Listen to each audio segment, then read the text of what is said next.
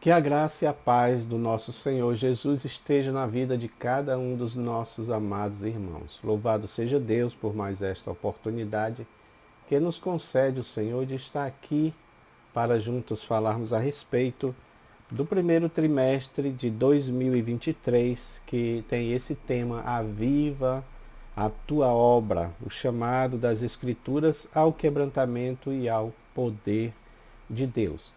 Nós já estamos, irmãos, na lição de número 2, conforme você pode acompanhar aí na tela, lição de número 2. Criamos aí essa arte e usamos essa imagem de uma pessoa soprando, né, a poeira da Bíblia para fazer uma alusão ao texto ou ao acontecimento, né, o que aconteceu lá com rei Josias, quando ele acha então a palavra que estava esquecida, estava abandonada, não é? Então, muitas pessoas de fato não utilizam a Bíblia, não é? E isso é um erro, porque se nós queremos o verdadeiro avivamento, nós precisamos entender que o avivamento vem pela palavra de Deus. Amém? Então vamos dar continuidade aqui do nosso estudo, o nosso estudo que fala sobre avivamento no Antigo Testamento. É a lição de número 2 que está tratando a respeito disso. E aí você tem na tela aí a verdade prática e o texto áureo, que diz, verdade prática: a Bíblia revela que Deus responde ao seu povo com muitos avivamentos, com resposta às orações e súplicas.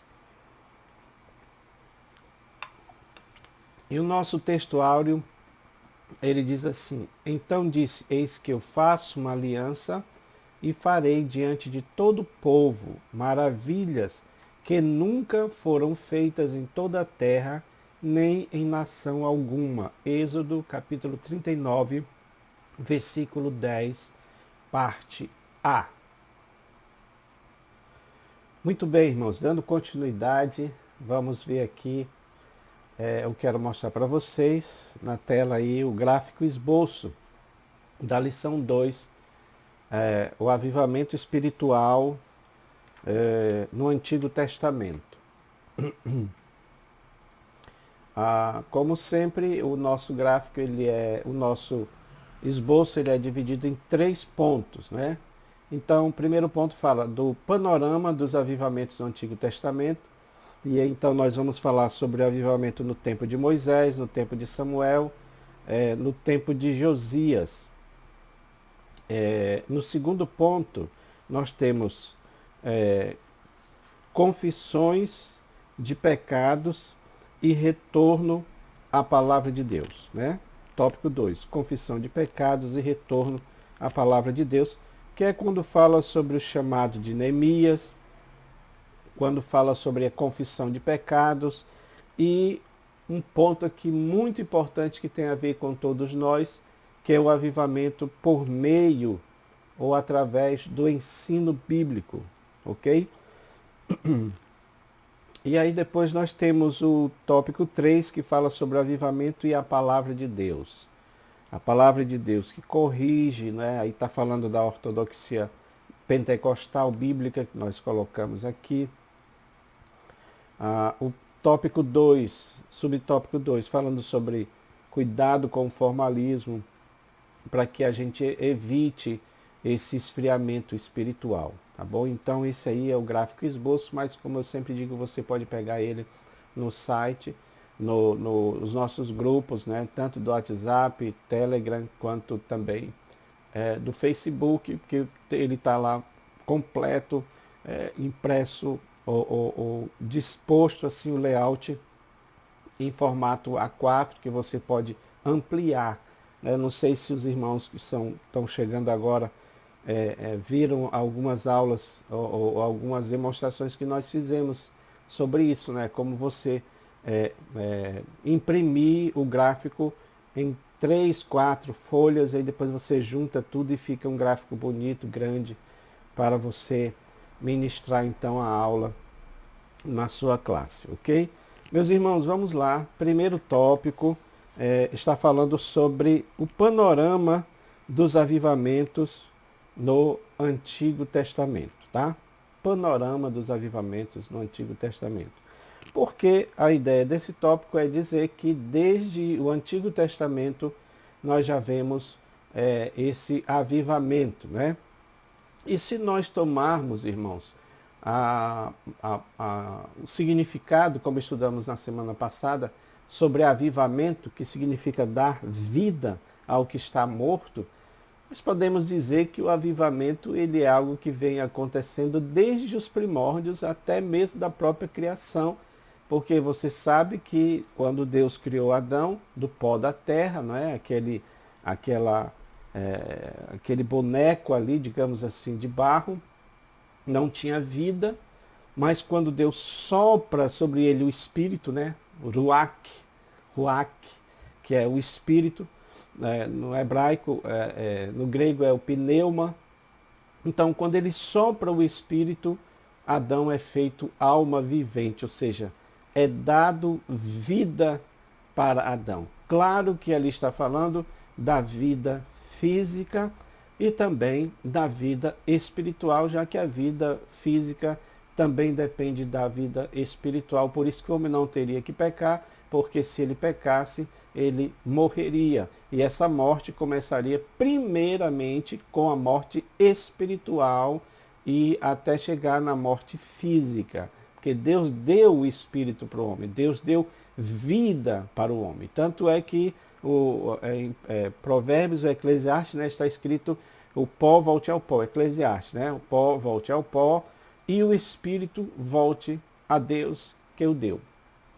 Então, o que nós temos de lá para cá é, de fato, esses reavivamentos, porque Deus sempre quis que o homem tivesse vida espiritual. Por isso que aqui nós chegamos, então, no tempo aqui de Moisés, não é? E eu estava meditando sobre isso, em que sentido houve avivamento no tempo de Moisés. Aí, professor, acredito que é importante a gente fazer aquela recapitulação, né,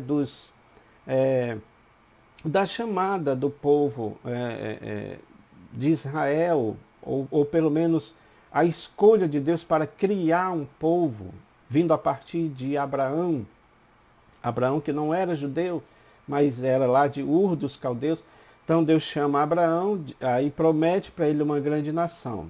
Aí você tem aí Abraão, o patriarcado, né? Abraão, Isaac e Jacó. De Jacó, 12 tribos. Né? Eles tinham conhecimento de Deus, eles conheciam a Deus, embora nós não temos nada mostrando que havia algo escrito, por exemplo, não havia uma lei escrita, porque isso vem no tempo de Moisés, tá? Mas havia sim uma lei moral dentro deles, então eles conheciam o Senhor, sabiam quem era o Senhor. Quando Jacó vem para o Egito, né, através ali de José, o seu filho, os 12, né, as tribos, digamos assim, que já formava a nação de Israel, ainda que ali no seu início, estavam também lá no Egito. Né? E apesar do conhecimento que eles tinham de Deus, mas a verdade é que esse envolvimento deles com o povo egípcio foi bom, porque Deus proveu então ali a sobrevivência da nação. Olha que coisa interessante. Mas, por outro lado, espiritualmente eles estavam mortos, porque eles estavam também misturados com a idolatria, tá? Com os deuses do Egito. Irmãos, isso é muito importante a gente entender, porque aí nós vamos entender o motivo principal, por exemplo, do Gênesis. Aqueles deuses ali, a ideia daqueles deuses, a cultura daqueles deuses, o ensinamento que se tinha sobre aqueles deuses é que eles eram os criadores de tudo. Então, quando Deus revela como foi a criação, então ele está mostrando ali quem é de fato o Criador. Ele está fazendo uma revelação de si mesmo. E isto também implica em um avivamento, porque eles estavam mortos com ideias erradas, seguindo deuses errados. A prova disso é que quando eles saem do Egito, Moisés vai ao monte para receber a lei de Deus, mas quando ele volta, o povo já tinha construído um ídolo para si e estavam adorando, não é? A um boi que provavelmente era uma referência ao boi Apis, que era uma divindade egípcia.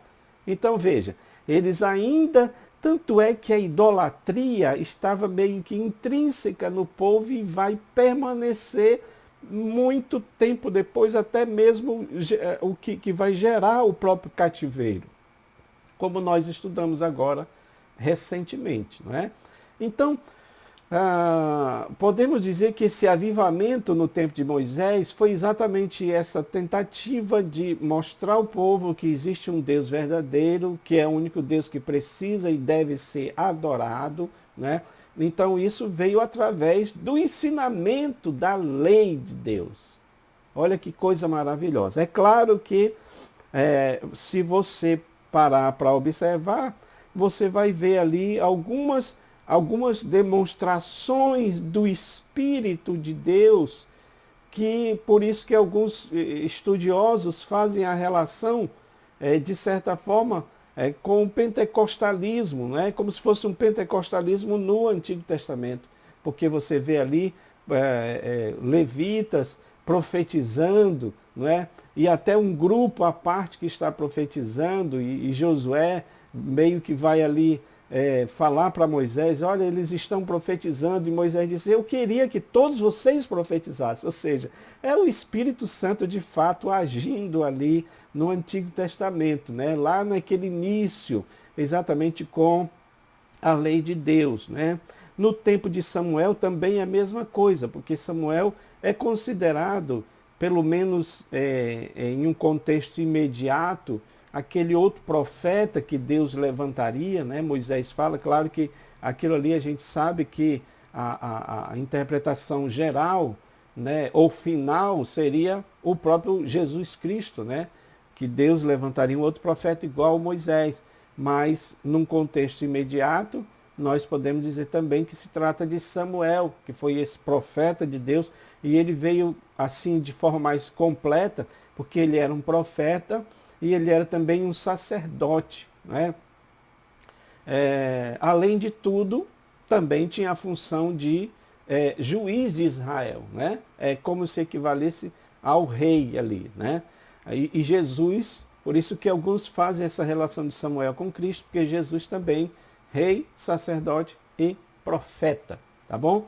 Então, na época de Samuel também houve esse reavivamento, porque o povo estava misturado, né, com todo tipo de idolatria, não havia aquele respeito à lei de Deus. A prova é o que aconteceu com os filhos do sacerdote Eli. Por isso que Deus levanta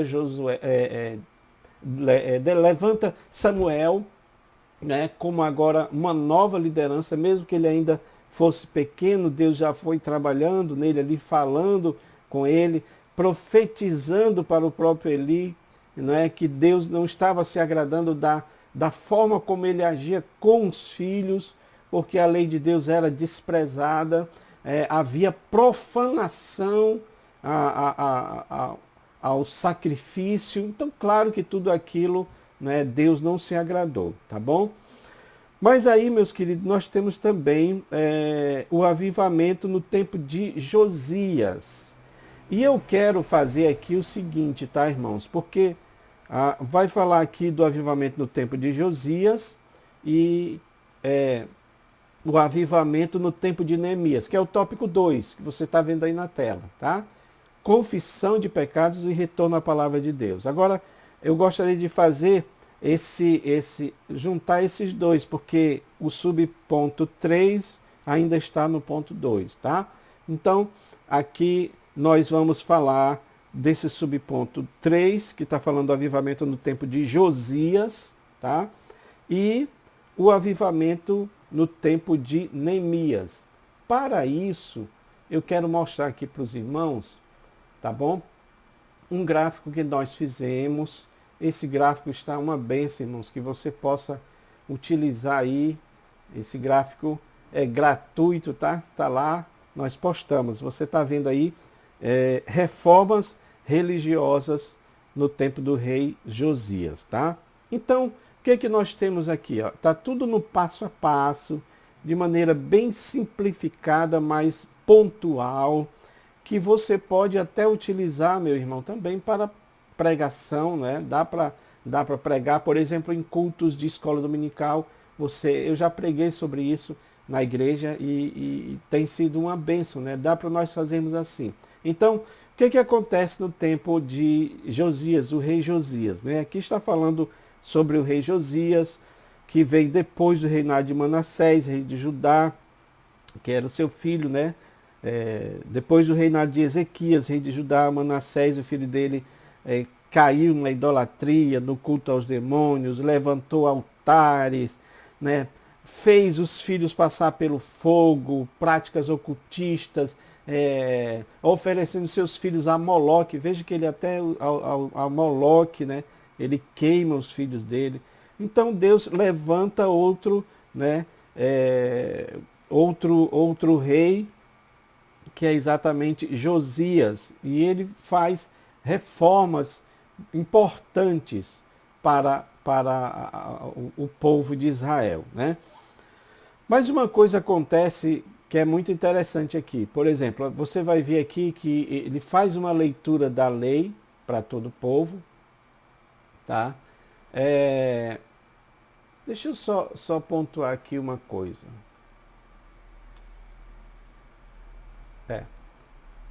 Eu só pensei aqui que eu tinha invertido os gráficos, mas é esse mesmo, tá? É esse mesmo, que está falando da leitura da lei para o povo, que ele faz, da renovação da aliança entre Deus e o povo, nós vamos ver isso aí. Ele tira as imagens de Baal e Azerá no templo de Deus e queima todas elas, né?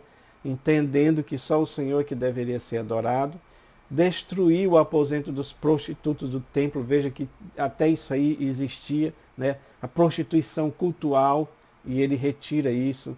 Destruiu os altares, né, de Baal e Azerá.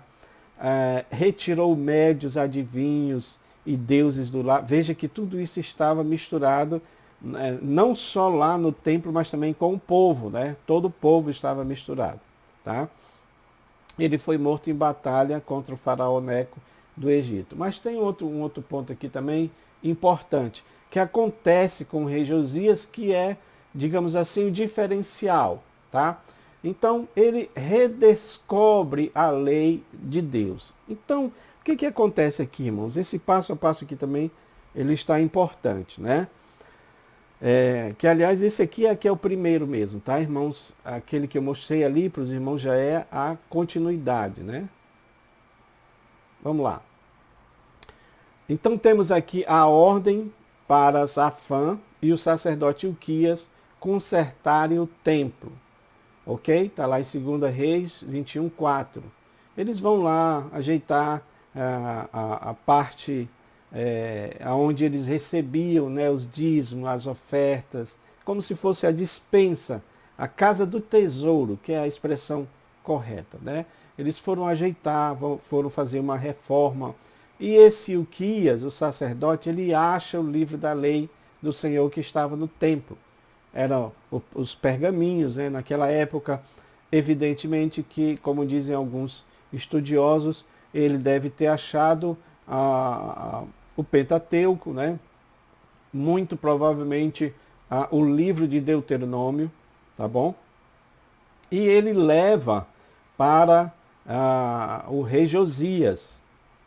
Quando ele está lendo as palavras do livro da lei do Senhor, e Josias está ouvindo essas palavras, então começa aí o avivamento com ele, porque ele rasga as suas vestes, né? Ele rasga as suas vestes. Todos nós, os irmãos, sabem o significado de rasgar as vestes. É sinal de contrição, é sinal de arrependimento. É sinal, inclusive, de reconhecer que, ora, se Deus colocou as bênçãos para o povo, ele sabia que essas bênçãos eram condicionais. Se atentamente ouvires a voz do Senhor teu Deus, o Senhor te abençoará. Eram condicionais. Mas também diz, se não ouvires a voz do Senhor teu Deus, essas maldições também te acompanharão. Então, o que Josias deve ter sido tomado é daquela reverência por entender que, de fato, Deus iria julgar a nação. E esse aqui é um ponto importante, porque parece-me que hoje em dia as pessoas não têm mais essa reverência à palavra de Deus no sentido de acreditar no que Deus disse que ia fazer. Por quê, irmãos? Porque é pregado um Deus que é só amor. E a gente sabe que Deus é amor, mas também Deus é justiça. Deus também se ira. E isso não é para macular a pessoa de Deus, o ser de Deus, o caráter de Deus, porque tem gente que diz isso, se sai com essa. Deus não se ira, que Deus é esse que odeia. Deus odeia sim. O problema é que vocês pegam o ódio de Deus, a raiva de Deus, a ira de Deus para colocar como a nós. A ira de Deus não é rancor. A ira de Deus é a justiça dele sendo aplicada. Então, se transgrediu a lei, Deus vai julgar. Então é isso que as pessoas não estão entendendo nos dias de hoje, né? A gente precisa pregar mais sobre isso. Josias manda consultar a profetisa Uda sobre o ocorrido, né? Para saber melhor o que fazer, né? Aí a gente acha interessante que é uma das, acho que talvez uma das primeiras referências a uma profetisa mulher, né? Profetisa Uda. Deus manda dizer, então, através dela, que vai castigar a cidade por seus pecados. É o que nós estamos dizendo aqui. As pessoas estão achando que Deus não vai castigar, que Deus não vai trazer juízo, meus irmãos. Isso é uma pregação que hoje está muito em voga, né? Inclusive o universalismo, a ideia do universalismo, né, é que Deus vai salvar todos, é que não haverá um castigo eterno. Os adventistas pregam sobre isso, que não vai haver um inferno eterno. Se a Bíblia mesmo diz que o inferno foi feito para o diabo e os seus anjos, se a Bíblia mesmo diz que lá o bicho não morre e o fogo não se apaga. Então, Deus vai castigar sim o povo. E isso é inevitável. Inevitável. Se você olhar para o Apocalipse, você vai perceber ali que é a ira de Deus sendo derramada sobre o povo. E isso ainda vai acontecer. Por isso que a gente precisa pregar, né? Que Jesus veio à terra para nos livrar da ira vindoura, do castigo que Deus vai derramar sobre a terra. Tá bom? Deus diz ao rei que por este ter sido fiel, ele vai poupá-lo da destruição, que isso aí é algo que também está presente em todos esses momentos em que Deus agiu contra a humanidade, no sentido de aplicar a sua ira. Quando foi no dilúvio, foi a mesma coisa. Noé e os seus filhos foram livres aí da destruição do dilúvio na arca, né? Sodoma e Gomorra, a mesma coisa. Deus choveu fogo e enxofre sobre aquela cidade, mas tirou ali Ló, as suas filhas e a sua esposa, como ainda tinha uma conexão com a cidade, olha para trás, desobedece à lei de Deus e foi transformado numa estátua de sal. Quando você vê também no Egito, o Egito ali foi a justiça de Deus sendo aplicada e houve grande destruição, grande mortandade também. Os irmãos sabem disso, mas o povo foi também tirado de lá, não é? Ou pelo menos foi guardado naquele momento ali da tribulação que se abateu sobre o Egito, tá bom? Então, irmãos, Deus não vai destruir o justo com o ímpio. Ele prometeu ao rei que iria guardá-lo e assim o fez, né? Poupá-lo da destruição, tá bom? Meus amados, agora eu quero mostrar para vocês aqui, porque isso aqui foi a parte de Josias, né? Do reinado de Josias. Quando a gente entra aqui no tópico 2, que fala sobre a confissão de pecados, né? Confissão de pecados, e aí você tem aqui o chamado de Neemias. Nós já tivemos uma lição muito importante, né, sobre Neemias, e eu quero mostrar aí para você esse pequeno gráfico, né? São vários, esse aqui é a capa, nós vamos usar como os reels também, os reels, né, que chamam, do Instagram, para os irmãos ficarem olhando assim, são 3 partes, né? 4 partes que tratam disso. Então, meus irmãos, seria importante que nós lêssemos Neemias 8, tá? Que você lesse Neemias 8, porque você vai ver ali algo muito importante. Por isso nós colocamos aqui como tema a primeira escola bíblica do Antigo Testamento. Eu sei que no tempo de Samuel, você tem ali a escola de profetas, você pode dizer isso, mas o que acontece é que a escola de profetas eram para pessoas exclusivas, chamadas por Deus para estarem ali, né? Mas essa escola, eu digo assim, porque ela é ampla.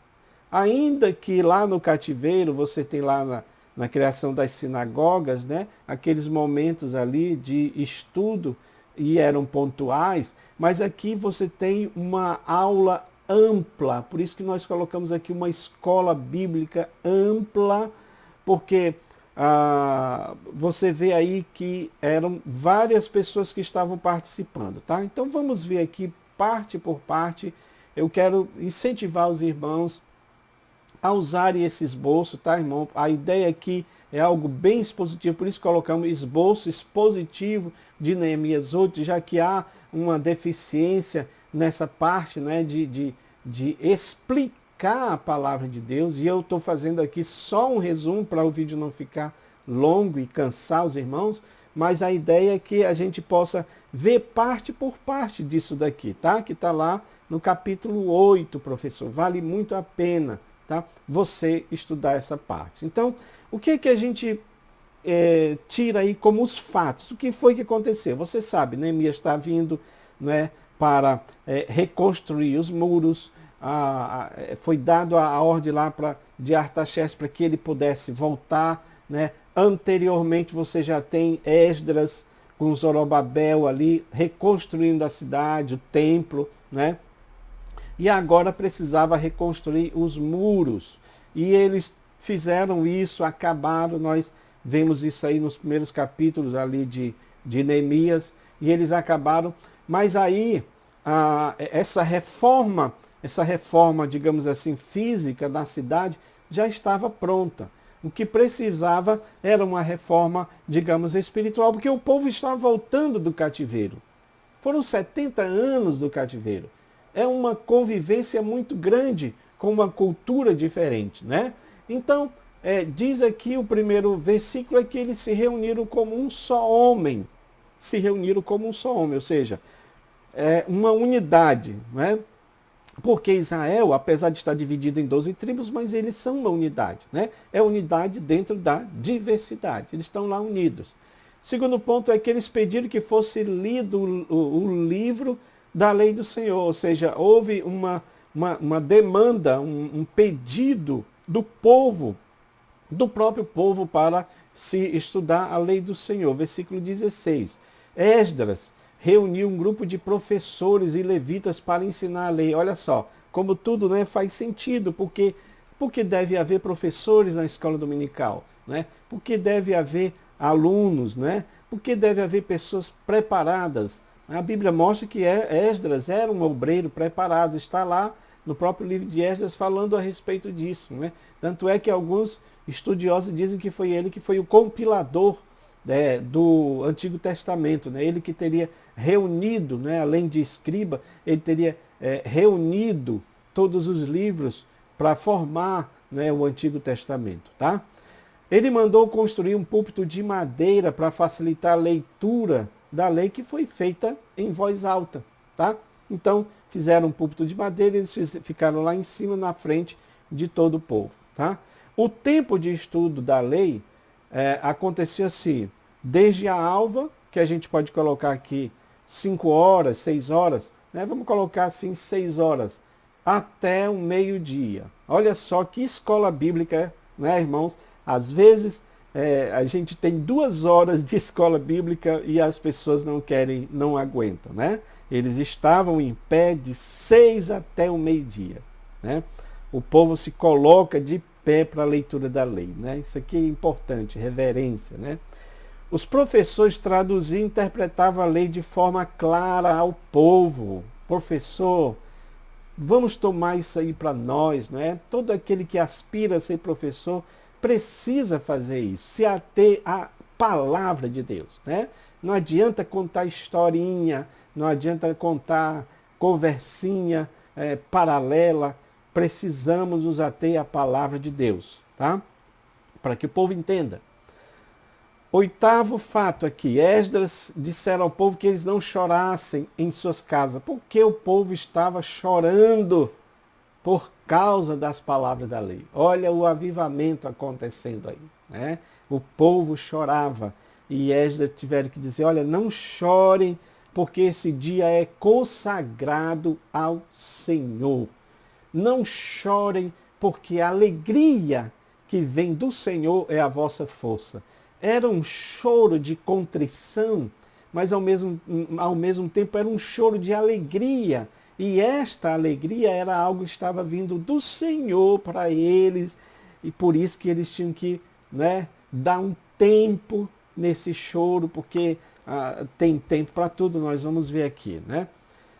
9º fato, o povo voltou aos seus lares para se alimentarem, pois tinham entendido as palavras da lei. Olha, irmãos, que coisa maravilhosa, né? Agora, aqui, ó, quais são as lições desse avivamento? Aqui é a parte prática que nós precisamos entender e precisamos aplicar se queremos, de fato, um verdadeiro avivamento que venha pela palavra de Deus. Ok? Primeiro ponto, é preciso ter união se quisermos o verdadeiro avivamento. Tá bom? A igreja é um corpo. E a mão esquerda não pode dizer para a direita, eu não preciso de ti. A palavra de Deus fala sobre isso. Então é preciso ter união.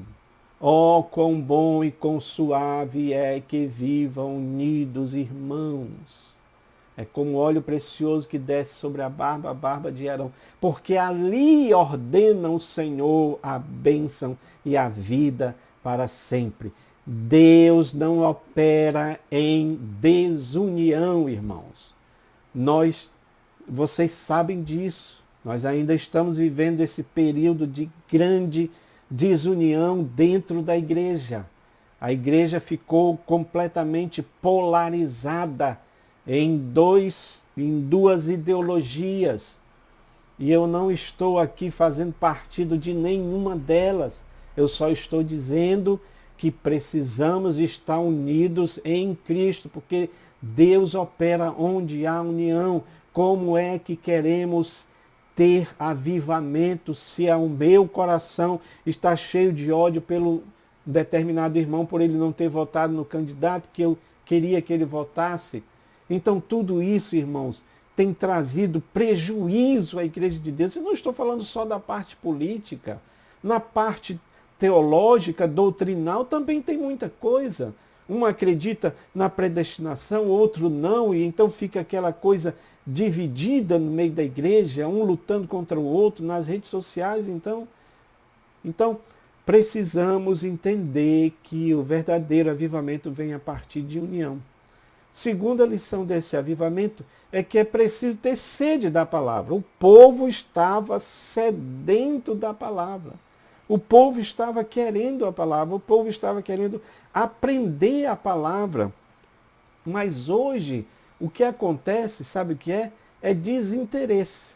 Deixa eu mostrar aqui uma charge que eu já fiz ela, né? Ela é adaptada, tá bom, irmãos? Do grande mestre da CPAD, Flamir Ambrósio. E eu só fiz uma releitura e inseri algumas coisas aí, porque vai mudando o tempo e vai aparecendo mais outras coisas, não é?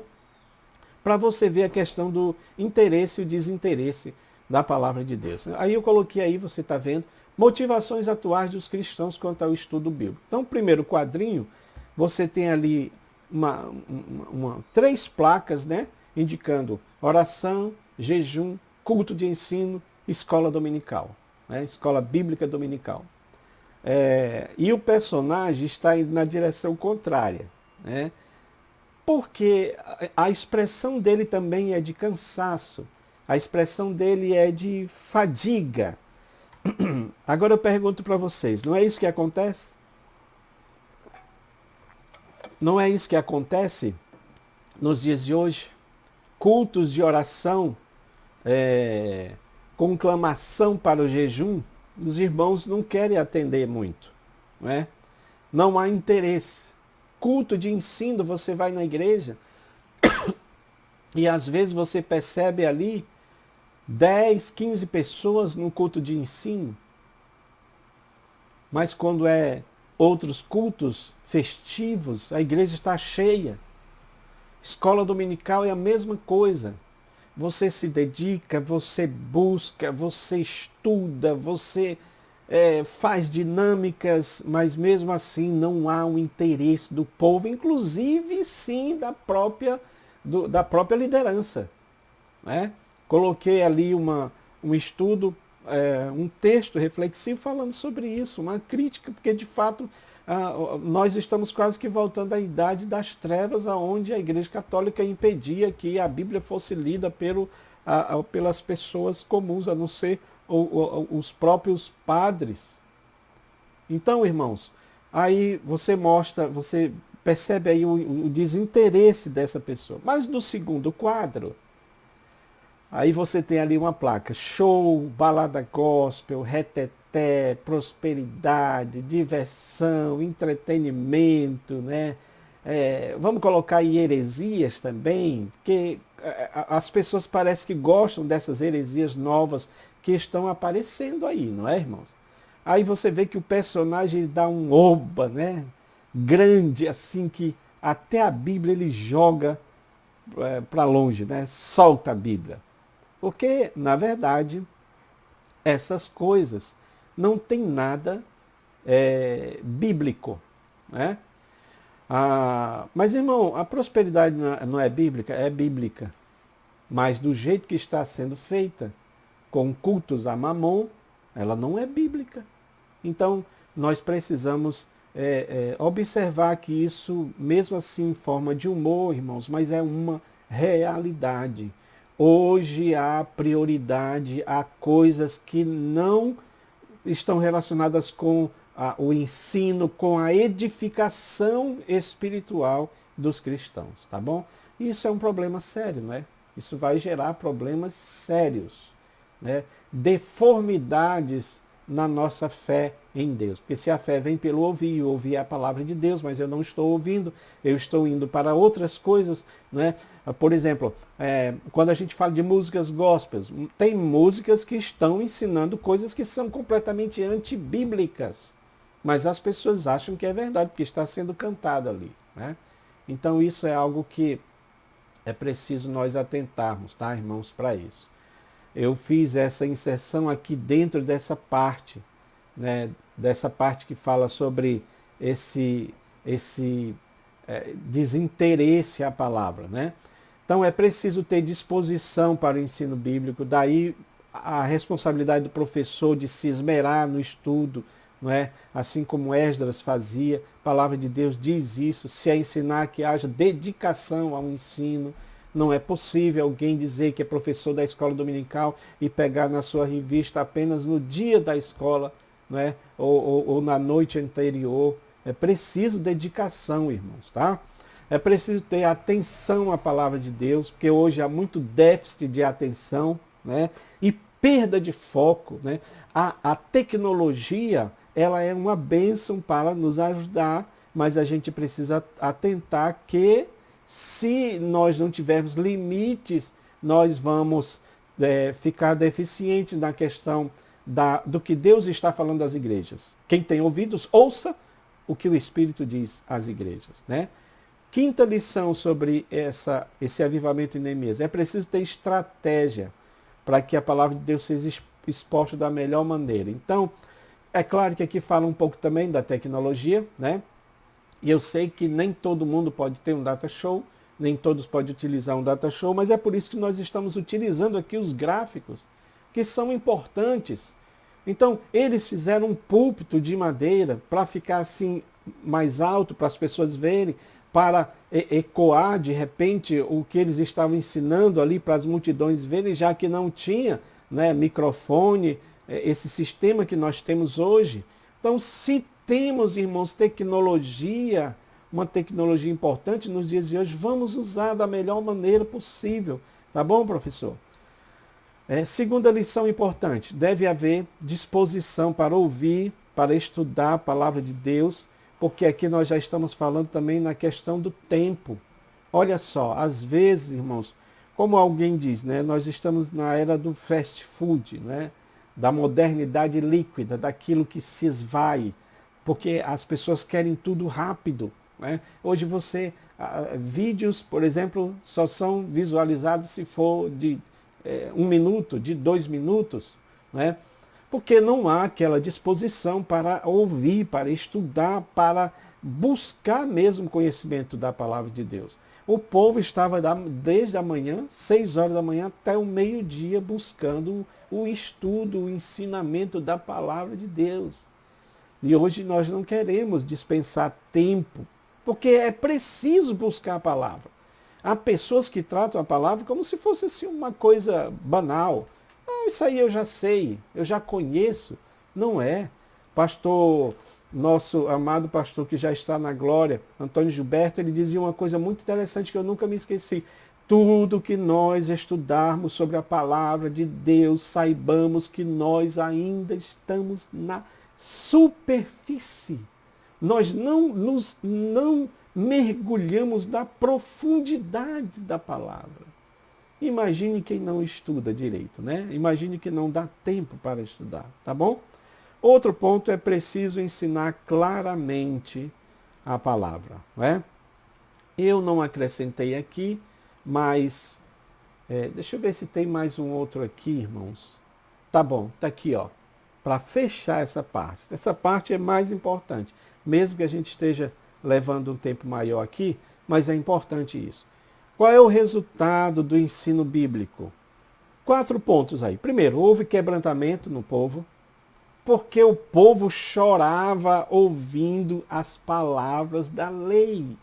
E Tiago diz, converta-se o vosso riso em pranto, em choro. Hoje as pregações viraram motivacionais. Hoje as pregações viraram aquele tipo de mensagem de entretenimento. Tem pastores aí que são como se fossem comediantes.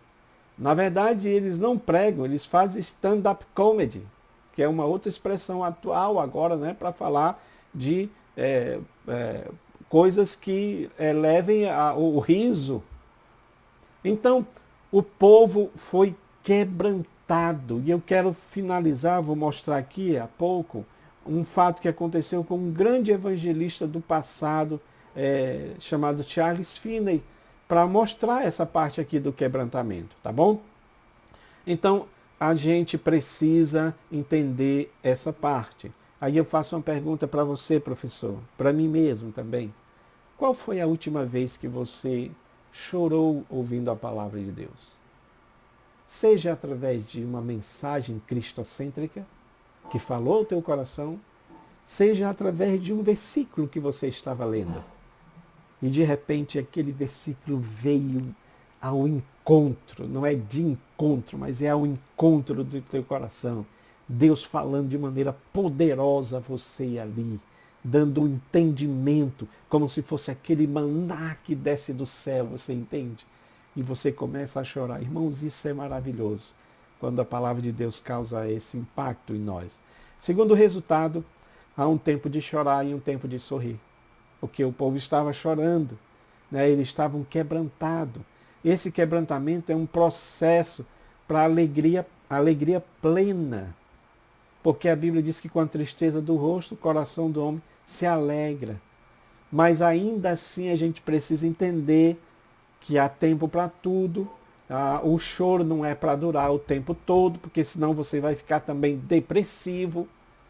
E aí é tão interessante como Deus dosa todas essas coisas, utilizando o seu servo para dizer, olha, não chorem, ainda vocês podem parar de chorar, vocês estão chorando agora, mas vocês podem parar de chorar, porque a alegria do Senhor é a nossa força. Irmãos, terceiro resultado do ensino bíblico. Quando ensinamos claramente a entendimento, a introspecção, a internalização da palavra. Esse entendimento foi algo que Jesus passou para os discípulos. Ele disse, a palavra está dentro de vocês. Porque de fato, já temos texto também que eu escrevi, está lá no nosso grupo, qual é o melhor lugar para a palavra estar? A gente tem a Bíblia escrita, impressa, nós temos a Bíblia digital, mas o Senhor diz que a palavra vai ser escrita no nosso coração. Escreverei as minhas palavras no coração de vocês. Porque isso significa internalização. Se eu estiver cheio da palavra de Deus, irmãos, eu vou estar avivado sempre.